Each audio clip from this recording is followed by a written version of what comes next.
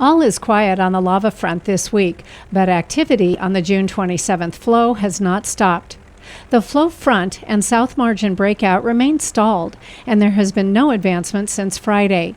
However, two breakouts along the north margin approximately 1 to 1.5 miles upslope or behind the flow front are showing signs of increased activity and advancement and will be monitored closely.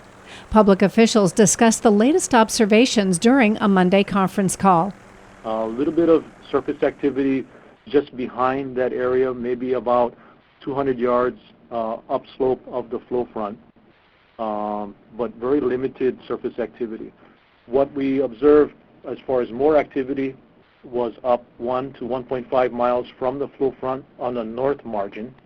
Two breakouts there moving in a north direction and appeared to be more active than what we saw yesterday, and I would estimate as far as any movement, and it moved north, the lower of the two breakouts had moved about 200 yards since yesterday morning. So we are seeing some activity upslope that is now breakouts moving away from the pad, the flow pad, and moving in a north direction.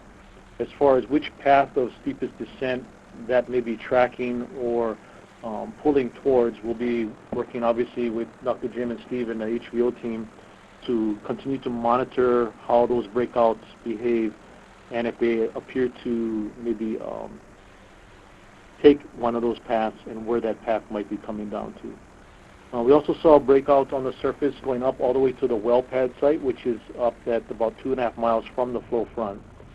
So right now, as far as any activity with respect to the downslope communities, we're looking at about 1.5 to 2 miles above the marketplace area where the breakout's at. So we're going to be sitting down and discussing with Dr. Jim and Steve and the HVO team as far as which path of steepest descent those two breakouts that are upslope on the north may be looking at it's pulling towards.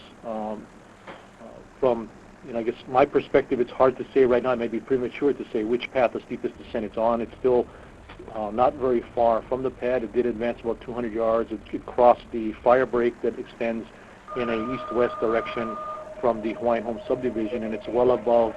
There's a well site up there on the top of that road, so it's well above that. So we're just watching, and again, from my perspective, I wouldn't be able to tell you right now which path of steepest descent it might be more likely to hit, but that'd be a question we can discuss with Dr. Jim and Steve.